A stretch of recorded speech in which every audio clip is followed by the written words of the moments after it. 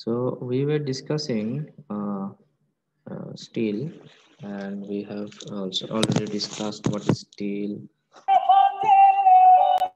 the classification of that.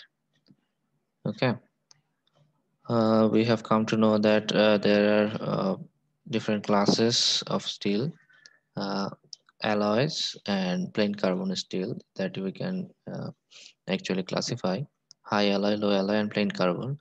Inside that plain carbon, we have low carbon, medium carbon, high and very high carbon steel. So this all these have a definite carbon percentage for low, medium, high, and very high. And in alloy steel, that means you are going to add some additional elements inside the steel in order to increase or decrease any certain property. Okay. So we have already discussed the processes of steel production, how steel is produced. So we need to have a raw material which we collect from different iron-based ores or different unused iron things. Okay, তা আমরা যেই লোহা জাতীয় যে সকল জিনিস আমাদের পড়ে থাকে সেগুলো থেকে কিন্তু আবারও ওটাকে মেল্ট করে ওখান থেকে কিন্তু আবার এই আয়রন বা স্টিল ইয়ে করা হয়, প্রডিউস করা হয়। Okay, so not everything that is used in raw material is from ore. Ore মানে হচ্ছে তোমার কি বলে প্রাকৃতিক যেই ইয়ে কাঁচামাল, আকরিক স্যার। আকরিক, রাইট, আকরিক, প্রাকৃতিক যে কাঁচামাল বা আকরিক যেটা বলে বাংলায়। সো ওখান থেকে যে সব সময় স্টিল বা আয়রন তৈরি হয় সেটা না। আমাদের নিত্য প্রয়োজনীয় ব্যবহার্য যে জিনিসপত্র আছে যেগুলো আনইউজড, সেগুলোকেও কিন্তু কালেক্ট করা হয়। কালেক্ট করে নিয়ে ওইখানে গলিয়ে আহ, আবার স্টিল তৈরি করা যায়। ওই ওইটার জন্য হচ্ছে যে তোমার এই কার্বন পার্সেন্টেজ কন্ট্রোল করতে হয়, বিভিন্ন রকম অ্যাডিটিভ দিতে হয়, দিয়ে নিয়ে তারপরে আমরা সেই স্টিল বা আবার আয়রন বেস জিনিসপত্র তৈরি করি। ওকে, সো আলটিমেটলি ডিডাকশন যেটা হচ্ছে সেটা হচ্ছে এই তোমার এই পুরো স্ক্র্যাপটা আর পুরো যে আয়রন যে র ম্যাটেরিয়ালটা, সেই র ম্যাটেরিয়ালটা বিভিন্ন প্রসেসে আমার স্টিল উৎপাদনে ইউজ করা হয়। One process is Bessemer process, another one is তোমার ওপেন হার্ট ফার্নেসে যেটা হয় ওপেন হার্ট প্রসেস, এবং আরেকটা আছে basic oxygen steel making process BOS, and the last but not the least electric arc furnace, এই প্রসেসে যখন হয় সেটাতে। So each of this process are very important for exam. ঠিক আছে, কিভাবে করতে হয় এখানে সুন্দর নিট ডায়াগ্রাম আঁকতে হবে। নিট ডায়াগ্রাম এঁকে এটাকে লেভেলাইজ করতে হবে, লেভেলিং করতে হবে যে কোনটা কি। ওকে, এবং আলটিমেটলি কিভাবে কাজ করে সেই জিনিসটার বিষয়ে ধারণা থাকতে হবে। সো আমরা এই সবগুলো প্রসেস গতদিন শেষ করেছিলাম। তো আজকে আমরা যা হবে আমরা জাস্ট দেখে যাব। এখানে আসলে বুঝানোর তেমন কোনো কিছু নাই। ওকে, এখানে হচ্ছে জাস্ট আমাদের অ্যাপ্রাইজ করার মতো আর কি, জাস্ট আমাদেরকে জানায় দেওয়ার মতো বিষয়টা হবে আজকে। তো ইমপিউরিটিস এবং অ্যালয় দুইটা নিয়ে আমি কথা বলেছিলাম যে ইমপিউরিটি কখন বলবো, অ্যালয় কখন বলবো। যদি ইমপিউরিটি থাকে এবং আমি সেটার সাথে আবার অ্যালয় করতে চাই, এই একই এলিমেন্ট যদি ইমপিউরিটি হিসেবে থাকে, শুড আই রিমুভ ইট আর should I keep it and then increase or decrease that one? So actually impurities যেগুলো আছে you have to remove it first. যদি সালফার ইমপিউরিটি হিসেবে থাকে কিন্তু পরবর্তীতে আমি সালফারেরই অ্যালয় করতে চাই, in that case I have to remove the sulfur that is mixed uh, in the iron as impurity, then I will add additional sulfur. Okay, কারণ হচ্ছে আমি যখন এটাকে রিমুভ করব তখন সেটা আমার স্ট্রাকচার থেকে সরে যাবে। দেন আমি যখন অ্যাড করব, so I know the process how to add. So আমি যেখানে যেখানে আমি চাই, যেভাবে চাই, তখন আমি সেভাবে জিনিসটা অ্যালয় তৈরি করতে পারবো। বাট ইমপিউরিটিস যদি আমি এখান থেকে রিমুভ না করি, সেই ইমপিউরিটিস গুলো কি স্ট্রাকচারে থাকবে, কিভাবে থাকবে, আই ডোন্ট নো কি ফর্মে থাকবে। সো আমি যখন আরো অ্যাড করতে যাব, ওই যখন ওটাকে আমি কন্ট্রোল করে আবার ওই আমার ডিজায়ার্ড শেপে আনতে চাই বা ডিজায়ার্ড জায়গায় আমি ওই অ্যাডিটিভটা অ্যালাউটা করতে চাই, সেটা তখন আমার একটা প্রোডাকশন দিতে নাও পারে। Okay, so every time you have to remove the impurity and if you want to add that specific element again in the steel as alloying element, then you have to add it after removing the impurities.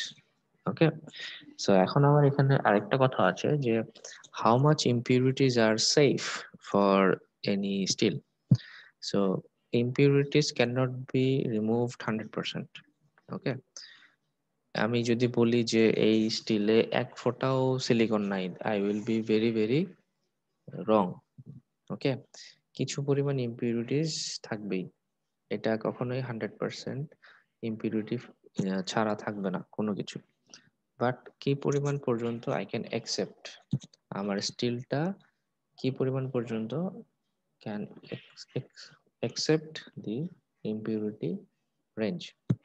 Okay, so silicon যদি আমি বলি, সিলিকনের একটা acceptable range থাকবে, সেখানে আমার এই silicon থাকলে পরে আমার স্টিলের প্রপার্টিজে তেমন কোনো ব্যাঘাত ঘটবে না। আচ্ছা, এখন এই যে আমি যে স্টেটমেন্টটা দিলাম যে okay, impurities can not be removed fully, মানে জিরো ইম্পিউরিটি কোনো কিছু বা একদম কি বলবো pure steel, is it possible or not? It is impossible. কারণ কিভাবে আমি বের করতে পারি, আমার দেখা যায় যে আয়রনের মধ্যে এই যখন আমি কোনো ম্যাটেরিয়াল কম্পোজিশন বের করতে যাই এক্সআরএফ অথবা অন্য কোনো মেশিন দিয়ে, তখন কিন্তু আমার অটোমেটিক্যালি দেখায় যে ওইখানে আমার পটাশিয়াম থাকে, মলিবডেনাম থাকে, ভ্যানাডিয়াম থাকে, ঠিক আছে? ক্রোমিয়াম থাকার কথা না, ক্রোমিয়ামের একটা পার্সেন্টেজ থাকে। এটা it is because of the fact that এই পুরো প্রসেসের মধ্যে the whole steel comes into contact with a lot of elements. বাতাস থেকে আসতে পারে, আমি যে ইয়ে করে নিয়ে আসছি, যেভাবে আমি জিনিসটা ক্যারি করেছি, সেখান থেকে কিছু এলিমেন্ট যোগ হয়ে যেতে পারে। আবার আমার মেল্ট ডাউন করার পরে আবার অন্য একটা এলিমেন্ট অ্যাড হয়ে যেতে পারে, ঠিক আছে? আবার দেখা যায় যে অনেক সময় এই ইম্পিউরিটি তোমার এলিমেন্ট ফর্মে থাকে না, থাকে অন্য একটা এলিমেন্টের সাথে আহ, ইয়ে হিসেবে, যৌগ হিসেবে। তো সেই যৌগ যখন আবার তোমার ইয়ে রিয়াকশনের পরে ভেঙে যায়, তখন আবার দুটো আলাদা এলিমেন্ট তৈরি হয়। সো এরকম ভাবে অনেক টাইপের এলিমেন্ট থাকে। তা আমি স্টিল বলি, আমি মুখস্থ কথাই বলে দিই, স্টিল তার মানে হচ্ছে আমার 2% কার্বন আছে আর বাকি পুরোটাই আয়রন। ঠিক আছে, কার্বন এবং আয়রন থাকবে, কিন্তু তারপরে দেখা যাবে যে 0.001% ফসফরাসও বসে আছে, 0.002% হচ্ছে মলিবডেনাম বসে আছে। তো এরকম ভাবে অনেক ইম্পিউরিটি অনেক ছোট রেঞ্জে হলেও থেকে যায়। কিভাবে দেখতে পারবো সেটা দেখার জন্য কিন্তু একটা মেশিন আছে, সেটার নাম হচ্ছে স্ক্যানিং ইলেকট্রন মাইক্রোস্কোপ। ঠিক আছে, স্ক্যানিং ইলেকট্রন মাইক্রোস্কোপ, SEM। এই SEM দিয়ে যদি আমি জিনিসটা ইন্সপেক্ট করি যে এই ম্যাটেরিয়ালটার মধ্যে কম্পোজিশন কি কি, তখন সে আমাকে দেখাবে তার পুরো এই স্টিলের মধ্যে কত শত জিনিস যে আছে, এটা দেখলে পরে তখন অবাক হয়ে যেতে হয়। ওকে, এই স্ক্যানিং ইলেকট্রন মাইক্রোস্কোপটা এখনো MSc তে নাই, বাট এটা চিটাগাং এ BMA তে আছে। সো ওখানে কিন্তু এই ইন্সপেকশনটা করা যায়, দেখা যায়। আর আমাদের MISC তে হয়তো এই নিউক্লিয়ার সায়েন্স ইঞ্জিনিয়ারিং ডিপার্টমেন্টে হয়তো বা এটা আসতে পারে সামনে, তখনও এটা দেখা যাবে যে অ্যাকচুয়ালি একটা ম্যাটেরিয়াল যদি আমি নিয়ে যাই তার মধ্যে কত পার্সেন্ট কি আছে সেটা। এখন মজার কথা হচ্ছে, আমি যেটাই নিয়ে যাই আমার কিন্তু কার্বন কন্টেন্ট দেখানোর জন্য যেই ম্যাটেরিয়ালটা থাকে, এই যে মেশিনটা থাকে, সেটা কিন্তু নাই। ওকে, এই কার্বন কন্টেন্ট দেখার জন্য কিন্তু আলাদা একটা আমার মেশিন লাগে। ওকে, আইদার এই মেশিন দিয়ে দেখতে হবে, অথবা এই মেশিন দিয়ে দেখতে হবে, অথবা আমাকে কার্বন ইকুইভ্যালেন্ট ইয়ে দিয়ে, ক্যালকুলেটর দিয়ে ক্যালকুলেশন করে নিতে হবে। সেটা আমি সেশনালে দেখানোর চিন্তা করেছিলাম, but I could not arrange the whole document. এখানে খুবই অল্প কিছু ইনফরমেশন পেয়েছি, যে ইনফরমেশনটা অ্যাকচুয়ালি তোমাদেরকে উম, দেওয়ার মতো এনাফ না। শিখার চেতে আরো কনফিউশন বাড়বে, যার কারণে ওটাকে স্কিপ করা হয়েছে ইয়েতে, সেশনালে। সো কার্বন কন্টেন্ট বের করার একটা ইকুইভ্যালেন্স সূত্র আছে, এবং সেটা ক্যালকুলেটর আছে।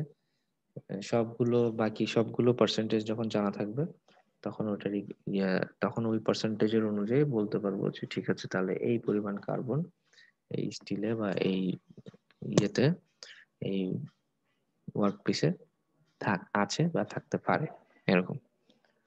ওকে। আচ্ছা, যেখানে আমি ছিলাম সেটা হচ্ছে আমাদের এই ইম্পিউরিটিস হিসেবে স্টিলে কি থাকলে তার কি ইফেক্ট পড়ে, সেটা আমরা দেখাচ্ছি। তো এইখানে যে ইয়েটা আছে, যেই কালারিং গুলো আছে, এই তোমার গ্রিন কালার হচ্ছে better for steel, red colour হচ্ছে ইজ হার্মফুল ফর স্টিল, আর অন্য যে ইয়েলোইশ কালার যেটা আছে সেটা হচ্ছে তোমার দুইটার মাঝামাঝি আর কি। থাকলেও ভালো, আবার খারাপও, মানে দুইটারই প্রবলেম আছে। তো সিলিকনটা আমার কি, সিলিকনের মধ্যে দেখা যায় যে স্মল কোয়ান্টিটির মধ্যে থাকে, 0.1 থেকে 0.3 এরকম থাকে। তো এটা কি হয়, এটা একটু স্লাইটলি আমার স্ট্রেংথ আর হার্ডনেসটা ইনক্রিজ করে। আর ডিঅক্সিডাইজিং এজেন্ট যেটার কথা বলছিলাম, ওই যে আমার এই বেসিক অক্সিজেন প্রসেসই বলি আর যেটাই বলি, ওখানে কিন্তু অক্সিজেনের একটা ফ্লো থাকে স্টিল প্রোডাকশনের সময়। সো এই ভিতর থেকে যত অক্সিজেন বের করে দেওয়া যায় তত এটা পিওর হয়।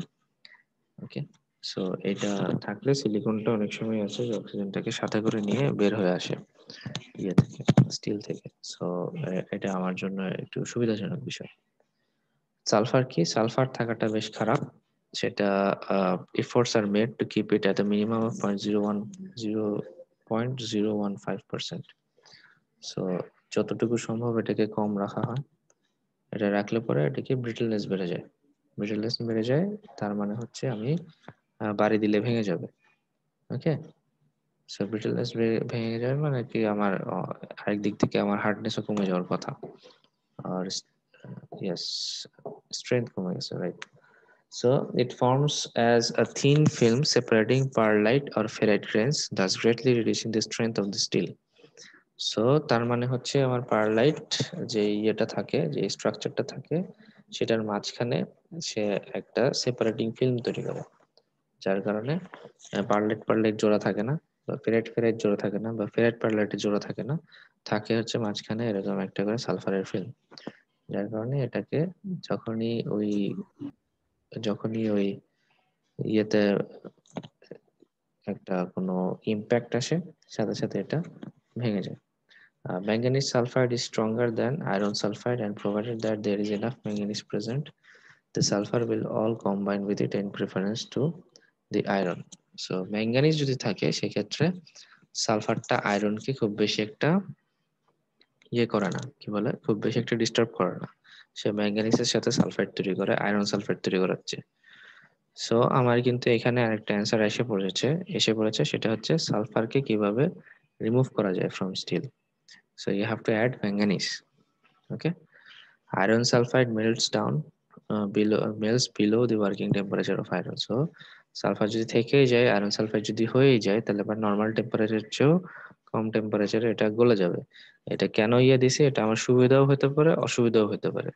সুবিধা কিভাবে হতে পারে, যদি আমার ফার্নেসে ওই আয়রন পর্যন্ত ওই হিট দিতে আমার অনেক বেশি কষ্ট হয়, বা অনেক অনেক পরিমাণ খরচ হয়, so it will actually lessen my cost. Okay. কেননা টেম্পারেচার 600 ডিগ্রির জায়গায় যদি আমার 450 ডিগ্রি নেমে আসে মেল্টিং পয়েন্ট, তার মানে আমার 450 ডিগ্রি টেম্পারেচার তুললেই হয়ে যায়, 600 ডিগ্রি পর্যন্ত যেতে হচ্ছে না। এটা একটা সুবিধা। অসুবিধাটা কি, অসুবিধাটা হচ্ছে যদি 450 ডিগ্রিতে নেমেই যায়, in that case there is a high chance that the full metal will not melt properly. Okay. সম্পূর্ণ মেটাল পুড়তে বা মেল্ট ডাউন হতে it will take more time, plus they will also create different sulfide gases, which is actually harmful for the environment as well as the whole process. Okay, so এই কারণে যেহেতু positive negative দুটোই আছে, এই কারণে এটাকে একটু ইয়েলো দেওয়া হয়েছে। ওকে, ফসফরাস। ফসফরাস কি হয়েছে? Phosphorus seriously affects the ductility and resistance to shock or impact. ওকে, যদিও এটা হার্ডনেস এবং টেনজাইল স্ট্রেংথটাকে বাড়াচ্ছে, বাট এটা ডাক্টিলিটিটাকে কমায় দিচ্ছে। হার্ডনেস বাড়লে ডাক্টিলিটি কমায়, আর resistance to shock R impact সেটাও কমে যায়। সো আলটিমেটলি ফসফরাসে এইটা এখন আমার ইয়ের উপর ডিপেন্ড করছে, স্টিলটা কি পারপাসে তৈরি হচ্ছে সেটার উপর ডিপেন্ড করছে। সো এটা যেহেতু ডাক্টিলিটি কমিয়ে দেয়, তার মানে হচ্ছে আমার বিএসআরএম, আরএসআরএম, এসএসআরএম যত টাইপের রড আছে বা বাসা তৈরিতে, তো সেইগুলোর মধ্যে আমার ফসফরাস থাকা যাবে না। সোজা কথা হচ্ছে এটা, because I need ductile, I need the ductility there. Okay, hardness, tensile strength এগুলো যা আছে তাতেও চলবে, but ductility is important in that case. So phosphorus এটা যতটা কম থাকা যাবে ততটাই ভালো। এখন দেখো কি লিখেছে, 0.04% is allow, 0.04% is allowable in structural steel, 0.035% in maximum in tool steel. So allowable in structural steel তার মানে হচ্ছে ওই যে বলেছিলাম যে একটা রেঞ্জ পর্যন্ত যেটা অ্যাকসেপ্ট করা যায়, তার মানে ফসফরাস যদি থেকেই যায়, I can accept in structural steel যেগুলোতে ইউজ করি সেগুলো 0.04%, এটা যেন কম আসে, এবং 0.035% যেন টুল স্টিলে থাকে। টুল স্টিল মানে কি? টুল স্টিল হচ্ছে যে সকল স্টিলে ওই যে আমার যে কাটিং টুল তৈরি হয়, আমার গিয়ার তৈরি হয়, আমার শ্যাফট তৈরি হয়, ওইসব জিনিসে আমার ফসফরাস থাকতে পারে। টুল স্টিল মানে হচ্ছে টুলস তৈরিতে যেসব স্টিল ইউজ করা হয়, ওটা আমরা পরে আসবো প্লেন কার্বন স্টিলের মধ্যে যখন পড়তে যাব, তখন ছোট করে একটু টুল স্টিল আমরা দেখে নিতে পারবো। লেড, লেড কি আছে? Added to all classes of steel to improve the machinability of the steel. তার মানে হচ্ছে লেডটা ইজ বেটার। ইম্পিউরিটি হিসেবে যদি লেড থাকে তাহলে পরে এটা প্রবলেম করে না তেমন একটা। It is suppose two improve the tool life also. So tool storage থাকে, সো মেশিনেবিলিটি যত বাড়ে তত আমি এটা ইউজ করতে পারি, সো তার মানে আমার হচ্ছে টুল লাইফও বাড়ছে। ম্যাঙ্গানিজ সবই তোমার সবুজ, that means it's good. So ম্যাঙ্গানিজটা আমি কি বলেছিলাম, ওই যে ওইখানে আমাদের সালফার বের করার জন্য ম্যাঙ্গানিজ লাগে। A powerful and most effective deoxidant, তার মানে অক্সিডেন্ট মানে হচ্ছে আমার যে অক্সিজেন থাকবে সেগুলো বের করে দিবে। Has a good effect on sulphur, আগে বলেছিলাম। Good element for producing perfectly sound steel free from internal defects such as blowholes and gas cavities. So যখন আমি কোনো তোমরা তো কাস্টিং কি করেছো লেভেল 1-এ? ইয়েস স্যার, ইয়েস অসাধারণ। স্যার। কাস্টিং করে থাকলে পরে কাস্টিং এর মধ্যে একটা ডিফেক্ট ছিল না, যে ব্লো হোল,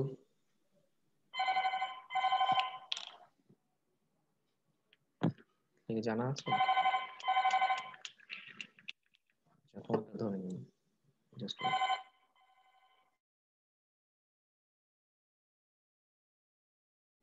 যে কাস্টিং ছিল, সেই কাস্টিং এর মধ্যে আমি যখন কি করতাম, আমি যে কোনো একটা মেটাল মোল্ড করতাম, তারপরে হচ্ছে আমি একটা শেপের মতো একটা ডায়ের মধ্যে এটাকে ঢেলে দিতাম, রাইট? Yes sir. আচ্ছা, আমরা তো স্যান্ড কাস্টিং করেছি তাই না? জি স্যার, স্যান্ডের মধ্যে অ্যালুমিনিয়াম কাস্টিং করছে স্যার। হুম, স্যান্ড কাস্টিং করেছি। সো ডায়ের চারপাশে হচ্ছে গিয়ে বালি টালি দিয়ে সুন্দর মতো রেডি করে সেখানে আমি রাইজার গেট দিয়ে আমি ঢুকাইলাম। ঢুকানোর পরে তারপরে এটা ফিল আপ হওয়ার পরে then I wait for it to be cool down, then আমি যখন ভাঙি, তো এখন সেটার মধ্যে কিন্তু ছোট ছোট ছোট ছোট ইয়ে থাকে। কি থাকে? ছোট ছোট ছোট ছোট কিন্তু আমার এই যে ব্লো হোল থাকে, মনে আছে? এটা কিন্তু একটা ডিফেক্ট। ওকে, ছোট ছোট ব্লো হোল থাকে, মানে হচ্ছে আমার ফাঁকা জায়গা যেখানে এয়ার গ্যাপ তৈরি হয়। আমার প্রোডাক্টের মধ্যে ছোট ছোট এয়ার গ্যাপ তৈরি হয়, এয়ার গ্যাপ বাবল তৈরি হয়। সেই এয়ার গ্যাপ বাবল থাকলে পরে যেটা হয়, আপনার এখানে এই বাবলটা তখন হচ্ছে যে বিভিন্ন জায়গায় বিভিন্ন জায়গায় যখন আমি ওটাকে একটু বাড়ি দিব বা ওটা ইয়ে পাবে, তখন কিন্তু ওই বাবল গ্যাপের কারণে ওই জায়গাটুকু বের হয়ে আসবে। ওকে, চামড়া বের হয়ে যাওয়ার মতো ওই প্রোডাক্ট থেকে ছোট ছোট ইয়ে বের হয়ে আসবে। সো এটাই বলছিলাম, এটাই হচ্ছে সেটা। সো এই ব্লো হোল গুলো যদি আমি না চাই, I can add manganese. Okay. Improves the tenacity of the steel without seriously affecting its ductility. Increase the depth hardness of hardened steel. So that means manganese টা আমার যত আছে সবগুলি আমার positive impact as impurities. Okay. Tin পুরোটাই হচ্ছে আমার লাল, that means it's not welcoming. So this metal should be avoided. It forms a low melting point brittle film around the grain boundaries, making the steel practically useless. So এটা একটা film তৈরি করে just like sulphur, তবে সালফারের চেয়েতেও টিনটা আরো বেশি পরিমাণে তৈরি করে। ওকে,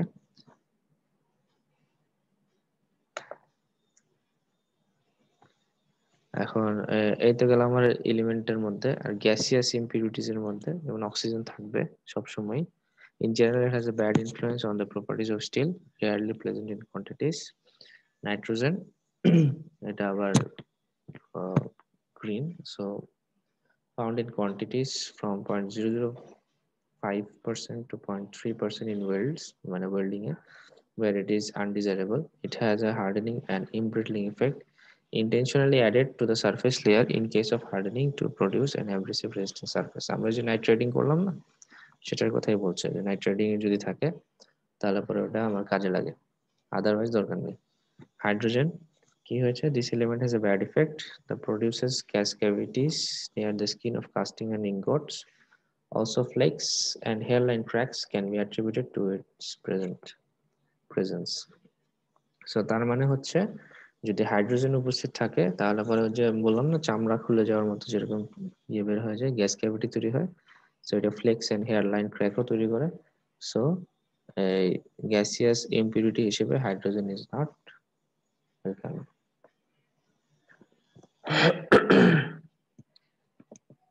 সো এইখানে যে ইয়েটা আছে, ফেজ ডায়াগ্রামটা দেখানো হয়েছে, তো এখানে যে জিনিসটা ফোকাস করা হয়েছে যে কোন জায়গায় কি কি ফেজ আছে। Phase means delta, gamma, alpha, alpha ferrite, gamma austenite, delta ferrite, এরকম কোথায় কোনটা আছে, কিভাবে আছে সেটা একটু দেখানো হচ্ছে। যেমন এই যে জায়গাটাতে হচ্ছে আমার সিমেন্টেড এন্ড পারলাইট ট্রান্সফর্ম ফিল্ডেবুলাইট।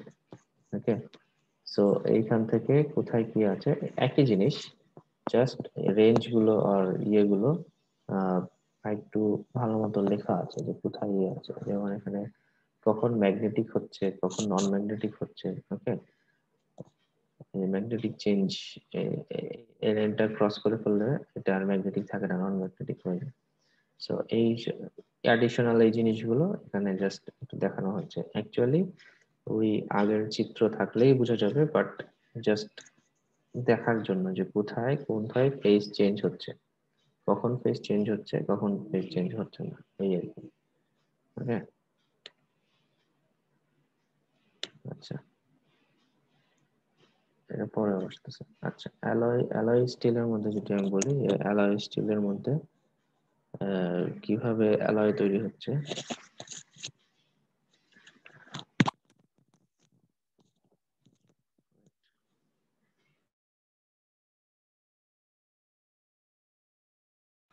ওকে, সরি। ওকে, সো এখানে মাইক্রোস্ট্রাকচার দেখানো হয়েছে লো কার্বন স্টিলের জন্য। So carbon percentage is 1.34%। So austenite region থেকে স্লোলি কুল করা হয়েছে। ওকে, অ্যাপ্লিকেশন অফ স্টিল, কোথায় কোথায় অ্যাপ্লিকেশন হয়, কোথায় কোনটা। সো হাই কার্বন স্টিল কিসে কিসে ইউজ হয়? এটা কাটিং টুলে ইউজ হবে, কার্বন বেশি থাকবে, সো আমার হার্ডেনিং বেশি হবে। ওকে, সার্ভিসেবল ডাইস, কাটিং টুল, ওকে, এগুলোর জন্য। আবার লো কার্বন স্টিলটা কিসের জন্য হয়? শিটিং এন্ড স্ট্রাকচারাল ফর্মস এর জন্য, বিকজ এটা ওয়েল্ডিং করা যায় ইজিলি, এটাকে কাটাকাটি করা যায় ইজিলি। সো লো কার্বন স্টিল ওগুলোর জন্য ইউজ হয়। আর অ্যালয় স্টিল স্পেসিফিক অ্যাপ্লিকেশনের জন্য ইউজ করা হয়। যে স্পেসিফিক আমার ওই জিনিসটার জন্য দরকার, তখন আমি স্পেসিফিক্যালি ওই এলিমেন্টটা অ্যাড করে নিয়ে ওই জিনিসটা তৈরি করি। তো এভাবে অনেকগুলোই আছে। সো অ্যালুমিনিয়ামের মধ্যে হাই টেনসাইল স্ট্রেংথ থাকবে। ক্রোমিয়ামের মধ্যে chromium fires wide range of automobile airplane parts. এটা হার্ডনেস ভালো, স্ট্রেন ভালো, ইলাস্টিসিটি ভালো, wear and corrosion resistance ভালো, toughness is better, then high temperature and hardenability. Everything chromium is very important in case of you are applying it to the steel. Similarly, nickel also is very important. So nickel কি হচ্ছে, নিকেলের মধ্যে non magnetic and tensile property ভালো থাকবে। Nickel কি করে, strain, toughness, corrosion resistance, hardenability সব increase করে। আবার নিকেল ক্রোমিয়াম মিলে আবার একটা ইয়ে হয়, সেটা হচ্ছে যে শক রেজিস্ট্যান্স হয়। সেটা আর্মার প্লেট, দ্যাট মিন্স হচ্ছে তোমার বিভিন্ন বুলেট প্রুফ গাড়ির মধ্যে নিকেল ক্রোমিয়াম স্টিলের একটা ইয়ে থাকতে পারে। ওকে, এছাড়াও আমাদের এক্সেল, ক্র্যাঙ্কশ্যাফট, গিয়ার এসব পার্টের মধ্যে নিকেল ক্রোমিয়ামের অ্যালয় পাওয়া যায়। মলিবডেনাম কি হয়, স্টিল ইমপ্রুভ করছে forging, machining properties, resistance to creep while working. Vanadium কি আছে, ভ্যানাডিয়াম হচ্ছে ডিঅক্সিডাইজিং, স্ক্যাভেঞ্জিং ইফেক্ট ইয়ে করে, ডিঅক্সিডাইজিং এন্ড স্ক্যাভেঞ্জিং ইফেক্ট আছে। সো এটাকে ফরজিং এর ক্ষেত্রে বেশ ইউজ করা হয়। ফরজিং হচ্ছে আমার কি বলবো, কি হয়, হিট করে ইয়ে করা, তৈরি করা, শেপ দেওয়া আর কি। ঠিক আছে। আর ম্যাঙ্গানিজ, ম্যাঙ্গানিজের মধ্যে এগুলো just you go and see through সবগুলো। তো কিল্ড স্টিল দ্যাট মিনস হচ্ছে আমি যখন এটাকে স্টিলটাকে আমি প্রপারলি হ্যামারিং করব, তখন সেটাকে কিল্ড স্টিল বলা হয়। Okay, killed steel are steel that has been deoxidised. আচ্ছা কিল্ড স্টিল, আচ্ছা হ্যাঁ, কিল্ড স্টিল হচ্ছে ডিঅক্সিডাইজড করা হবে, অক্সিজেনটাকে রিমুভ করা হবে কাস্টিং এর আগে। তো অক্সিডেন্টটাকে রিমুভ করে যখন ইয়ে করা হবে, আর ফরজিং হচ্ছে আমার হ্যামারিং করা, সরি দুইটা ইয়ে হয়ে গেছে। সো যখন অক্সিডাইজিং ডিঅক্সিডাইজ করা হবে, দ্যাট মিনস অক্সিজেন বের করে নিয়ে আসা হবে কাস্টিং এর আগে, তখন সেটাকে কিল্ড স্টিল বলা হয়। In case there is no evolution of gas during the solidification, more generally have a higher degree of chemical homogeneity and freedom from porosity. So porous মানে যেটা বলতে চাচ্ছিলাম যে ব্লো হোল তৈরি হওয়া বা ভিতরে বাবল তৈরি হওয়া, সেটার কারণে পোরোসিটি তৈরি হয়। সেটাকে অ্যাভয়েড করার জন্য you need to remove the oxygen before the steel is produced. Okay, so technically this is what is alloying here. তো এখানের মধ্যে আমি দেখতে পাচ্ছি যে effect of impurities on steel এবং effect of alloying element in the steel দুইটা কিন্তু একই, দুইটাই কিন্তু এখানে আছে। সো যদি এরকম ভাবে আমি জিজ্ঞেস করি যে সিলিকনের ভূমিকা কি অ্যাজ এন ইম্পিউরিটি আর অ্যাজ এন অ্যালয়িং এলিমেন্ট, সেটা কি দেখা যাবে? দেখা যাবে, সেটা আমার মনে হয় সমস্যা নেই। সালফারের অ্যাজ এন ইম্পিউরিটি কি ভূমিকা এবং অ্যাজ অ্যালয়িং এলিমেন্ট কি ভূমিকা, এটাও কিন্তু লেখা যাবে। সো যখন প্রিপারেশন নিবে, it's better to prepare yourself simultaneously for both of this. So যেই মেটালটাই বা যে এলিমেন্টটাই আমরা দেখছি ইফেক্টটা, সেটা যেন আমরা ইম্পিউরিটি হিসেবে যা আছে সেটাও দেখি, আবার আমরা অ্যালয়িং এলিমেন্ট হিসেবে কি আছে সেটাও যেন দেখি। দুটাকে আলাদা আলাদা করে পড়ার কিছু নেই, একসাথে পড়লে ভালো হয়। Okay, is there any question?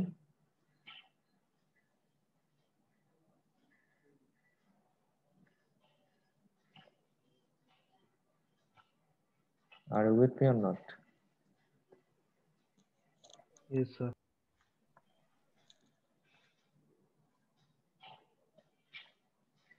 Okay, so this is for today's class, মানে এই ক্লাসটা এখানে শেষ। নেক্সট ক্লাসটা হচ্ছে আমাদের কয়টায়, 12টায় না 1টায়? 12টায় একটা একটাই স্যার, একটাই। 2টা? ওকে, একটা থেকে দুইটা হলে আমরা ওইটাতে প্লেন কার্বন স্টিল এবং আরেকটা ইয়েটা পড়বো, আরেকটা ইয়ে নিব। We will take the classes on that.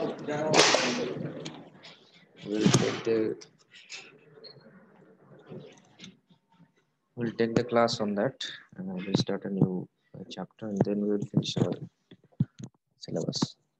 Okay, thank you. See you in the next class. আসসালামু আলাইকুম।